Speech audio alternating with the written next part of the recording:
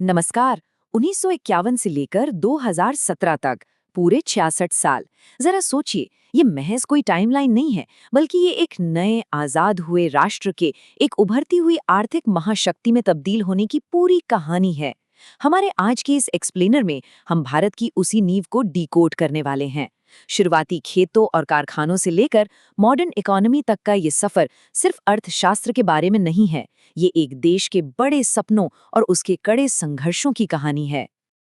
अब आगे बढ़ने से पहले इस बेसिक कॉन्सेप्ट को क्लियर कर लेते हैं। आखिर ये पंचवर्षीय योजना या 5 ईयर प्लान होता क्या है? सरल शब्दों में कहें तो ये सरकार द्वारा तैयार किया गया अगले 5 सालों के लिए एक मास्टर प्लान होता है, जो ये तय करता है कि देश का पैसा और संसाधन कहाँ और कैसे खर्च होंगे।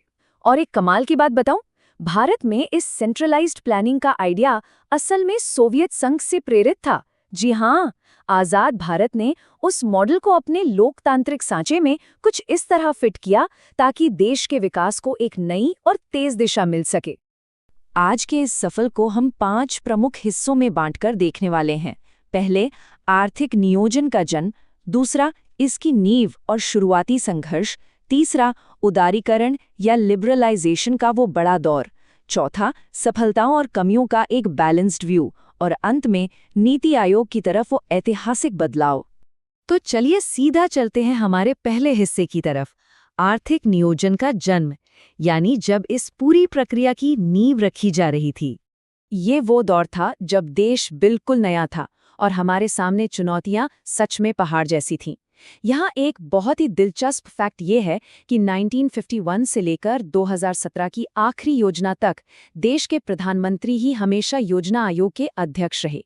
इन दशकों में सरकारें आईं और गईं, लेकिन कुछ कोर ऑब्जेक्टिव्स हमेशा इस पूरे सिस्टम की रीढ़ बने रहे, जैसे कृषि को बढ़ाना, उद्योगों का विकास करना, लोगों के लिए रोजगार पैदा करना, गरीबी को जड़ से मिटाना और एजुकेशन व हेल्थ केयर को सब तक पहुंचाना।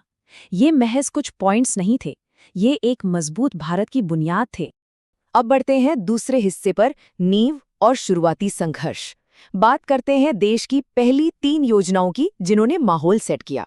जरा आज़ादी के तुरंत बाद वाले उस दौर की कल्पना कीजिए।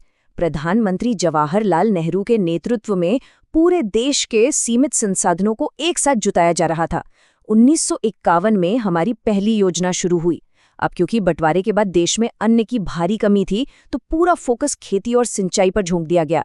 और इसका सबसे शानदार नतीजा, भाखड़ा नांगल जैसा विशाल बांध, जिसने अक्षरिक तौर पर पूरे उत्तर भारत की तस्वीर और तकदीर दोनों बदल कर रख दी। लेकिन दूसरी पंचवर्षीय योजना आते आते यानी 1956 में रणनीति एकदम से पलट गई। और ये टर्निंग पॉइंट बहुत दिलचस्प है। प्रसिद्ध पीसी महालनोबिस मॉडल पर आधारित ये योजना कृषि से हटकर अचानक भारी उद्योगों की तरफ मुड़ गई। नक्शे पर भिलाई, दुर्गापुर और राउरकेला में बड़े बड़े विशाल स्टील प्लांट्स उभरने लगे। भारत अब सिर्फ अपने खेत ही नहीं सींच रहा था, बल्कि वो अपने कारखाने भी खुद खड़ा कर रहा था। पर क्या विकास की राह कभी इतनी सीधी होती है? बिल्कुल नहीं। 1961 में तीसरी योजना शुरू हुई, जिसका लक्ष्य देश को पूरी तरह आत्मनिर्भर बनाना था। लेकिन फिर एक के बाद एक 3 ऐसे शॉकर्स लगे जिसने पूरी अर्थव्यवस्था को हिलाकर रख दिया। पहले 1962 का चीन युद्ध, फिर 1965 का पाकिस्तान युद्ध, और मानो इतना ही काफी नहीं था कि उसके तुरंत बाद देश में भयंकर सूखा पड़ गया। हालात इतने गंभीर हो गए कि सरकार को 1966 से 1969 तक योजनाओं को बीच में ही रोकना पड़ा। इसी मुश्किल दौर को इतिहास में प्लान हॉलिडे कहा जाता है।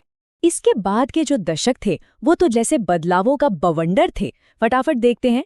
चौथी योजना में वो मशहूर हरित क्रांति आई, जिसने हमें अनाज में पूरी तरह आत्मनिर्भर बना दिया। 5वीं योजना में वो गूंजता हुआ गरीबी हटाओ का नारा दिया गया। फिर 1978 में मोरारजी देसाई सरकार ने एक अलग रोलिंग प्लान का प्रयोग किया। और 80 के दशक में छठी और 7वीं योजनाओं के दौरान राजीव गांधी के नेतृत्व में तकनीक, रोजगार और फूड प्रोडक्शन पर जबरदस्त फोकस दिखा। ग्राफ्स तेजी से ऊपर जा रहे थे। चलिए अब आते हैं तीसरे बड़े पड़ाव पर, उदारीकरण का दौर। एक ऐसा समय जिसने भारत के लिए एक नया आर्थिक सवेरा ला दिया।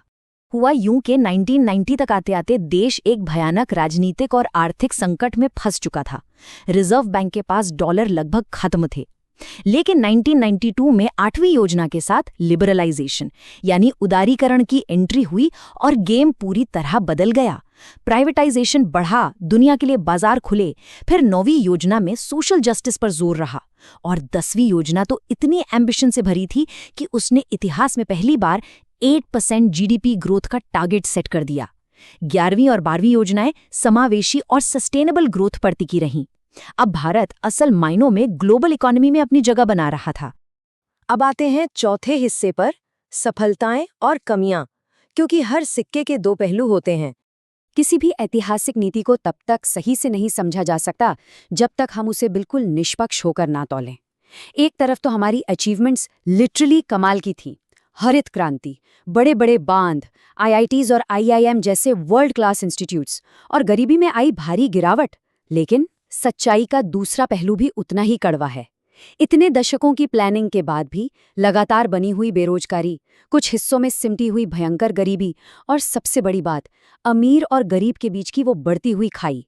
ये वो कमियां थी जिन्हें हम पूरी तरह से कभी नहीं मिटा पाए। और आखिरकार हम पहुंचते हैं अपने आखिरी हिस्से पर, नीति आयोग की ओर बदलाव और 66 साल के एक पूरे युग का अंत। दशकों तक इन्हीं 5 साला ब्लूप्रिंट्स पर चलने के बाद आखिरकार भारत को एहसास हुआ कि 21वीं सदी बहुत तेजी से बदल रही है। अब हमें पहले से तय 5 साल के सख्त स्ट्रक्चर से ज्यादा एक लचीली और मॉडर्न स्ट्रैटेजी की जरूरत थी। और इसीलिए 2015 में 65 साल पुराने योजना आयोग को हमेशा के लिए समाप्त कर दिया गया और उसकी जगह ली नीति आयोग ने। 2017 में जब 12वीं योजना खत्म हुई तो उसी के साथ टॉप डाउन प्लानिंग के उस पूरे युग का भी अंत हो गया। अब राज्यों की भागीदारी वाला एक नया दौर शुरू हो चुका था। तो 1951 के उन शुरुआती हिचकिचाते हुए कदमों से लेकर 2017 के इस मॉडर्न और फ्लेक्सिबल बदलाव तक भारत का ये आर्थिक सफर वाकई असाधारण रहा है। लेकिन जाते जाते एक सवाल है जिस पर हमें जरूर विचार करना चाहिए। नीति आयोग के इस नए और लचीले ढांचे को अपनाने के बाद क्या भारत को आखिरकार अपने विकास का सबसे अचूक और परफेक्ट ब्लूप्रिंट मिल गया है, या फिर ये महज एक और नए बहुत बड़े आर्थिक प्रयोग की शुरुआत भर है? सोचिएगा जरूर। आज के इस विश्लेषण में हमारे साथ जुड़ने के लिए आपका बहुत बहुत शुक्रिया। आगे भी ऐसे ही सीखते रहिए।